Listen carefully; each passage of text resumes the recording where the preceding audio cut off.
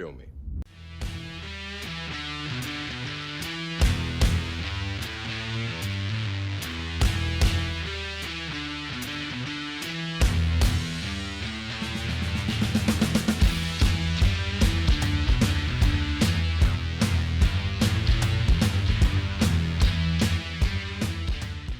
I'm the Martial Arts Film Freak, and I watched Wolf Warrior 2. Finally. Our facial recognition crew uploaded video of this man fighting off some of the pirates. His name's Lang. Wolf Warrior, welcome to Africa.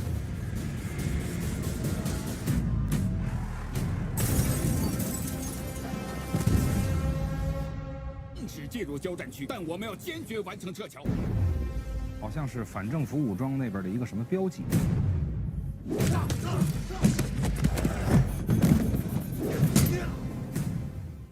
Wolf Warrior 2 is a 2017 Chinese action film directed by Wu Jing, starring Wu Jing and Frank Grillo, Selena Jade, Gong Wu, and a couple other people. The film's action director was also Sam Hargrave, who you may recognize that name as the director of the Netflix action film from earlier this year called Extraction. He is also a Captain America stunt double, as well as the action coordinator on Infinity War and Endgame, so the action in this movie was not bad. This one is about Wu Jing's character, who, as we know from the first film, is this established, great soldier, this amazing special ops operative, and he gets dishonorably discharged for something that he does at the beginning of this movie, and so he settles for a quiet life in Africa. They don't specify, it's just Africa. But he settled in a sort of a war-torn country with a bunch of rebels firing up the streets and whatnot. And so after he has to get his family to safety, and then the military, the Chinese military, because the Chinese government is kind of there, and they're like, we need somebody to go in, but we can't just send in soldiers. And he's like, I'll do it. So they send him, and he goes and does it. Yeah. He's going for a reason. I made it seem like there's no reason that he's going in. He has to get some doctor, as well as his godson's mother, who's still in this country. Again, they never specify the country. There's even one part where, like, this government official says China is friends with Africa, and that doesn't make sense. Like, that's essentially like saying Asia is friends with Africa. Like, they're both continents. China is a country. Africa, it's a lot of countries. You gotta specify. And I was very confused as to why they just didn't specify a country, probably because they didn't want to be mean. If you have been watching my videos long enough, you know that I despise the first movie. I hate Wolf Warrior with a great passion. I think it is a awful film for almost every single possible reason. It is, from start to finish, pretty much nothing but a propaganda film for the Chinese military, which, you know, they're not the first to do it. America has plenty of those movies, and I don't like when they do it either. There's a huge lack of action in the first movie, even though the first movie has Scott Adkins. They don't do crap with him. There's terrible CGI, and it's almost laughable because in the first movie, like, the soldier team fights a group of, like, a pack of wolves, and the wolves are all terrible CGI.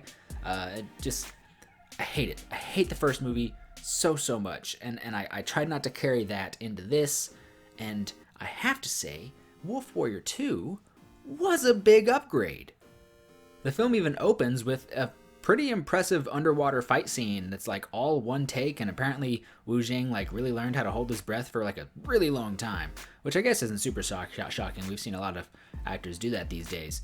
But it's really impressive when you see all the things he actually does, and it makes sense when you consider that Sam Hargrave, was kind of in charge of all that, because that dude really knows what he's doing with his action. But before we really dive into the action, all the fight scenes, before we dive into all that, let's talk about some of the story beats that I think made this movie better than the first. As I said, the first film, it's pretty much just a propaganda movie. There are characters, none of them have any depth. Like, sure, we learn that, like, one of them has a kid, and, like, they can't wait to get home to their kid, but at the end, they're all just uniforms.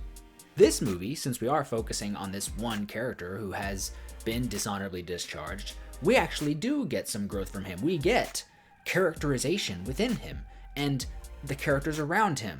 There's the Selena Jade character, ends up actually having some development and being a character, unlike everybody in the first movie. And so even the action scenes that really aren't that great, like a decent shootout, I'm actually invested because the characters are actually characters. There's even a pretty well done, like, short little, I don't even know what to call it, like a get-together scene. I don't know. Wu Jing meets a soldier. Wu Jing meets this guy who used to be a soldier in the Chinese military, Aichi, and they only get like 3 minutes to talk. But that 3 minutes does enough for this guy that we just met that when he gets an action scene later, I'm into it. And it's also because it's actually a pretty cool action scene, but I'm into this guy's character enough based on that 3 minutes that he just got when we just met him. So good job to this movie for actually just making characters. What a shocker. Well-rounded characters means interest in the viewer. The movie also has elements in its story of sort of a disease going around within this country of Africa. That it's a much different disease than what we are obviously going through today, but it still is like, yikes. With the current mind state. There's also a lot of scenes where like there's just like large gatherings of people, and of course you can't help but watch that and just be like, you guys need to disperse and wear masks. My major gripe, I think, with any story elements is that in the end, it does sort of devolve back into a bit of a propaganda film. There are elements of the final battle that feel very propaganda for the Chinese military. One element of that scene, though, is actually done sort of well, and it's a bit spoilery. I'm gonna try to split the seas on how not to spoil this. There's just a scene where this general is getting really worked up, and he's just like, you can see it building in the intensity in his eyes, and there's like a lot of sadness, but a lot of anger. There's people around him crying because they're all sort of witnessing the same thing. And as soon as this general gets the go-ahead to fire, and he lets that out, he lets all that emotion out, and it's not even on the whole scene. This is almost all on this actor. This actor does an incredible job, and it's such a weird little thing to focus on, but he lets all that sadness and anger that you saw in his eyes, and he lets it out when he screams fire. And even though the whole scene, I'm like, God, that's more propaganda, him letting out fire, whoa, that guy, give him an award. That dude, just saying fire, holy shit. Alright, I can move on to the action. The action is definitely a massive upgrade, and it is a lot of firefights, it's a lot of shooting. This movie is extremely violent, real violent, because, you know, as you see these rebels, like, mowing down people in the streets, they're, like, showing you it. And, like, a lot of one thing this movie does struggle with is the CG problems of the first movie are still there. CG blood, CG explosions. It's not terrible, but it's very noticeable. But yeah, we see like just hundreds of people mowed down in the streets, and you know, if you're not into that kind of thing, maybe look away for those scenes.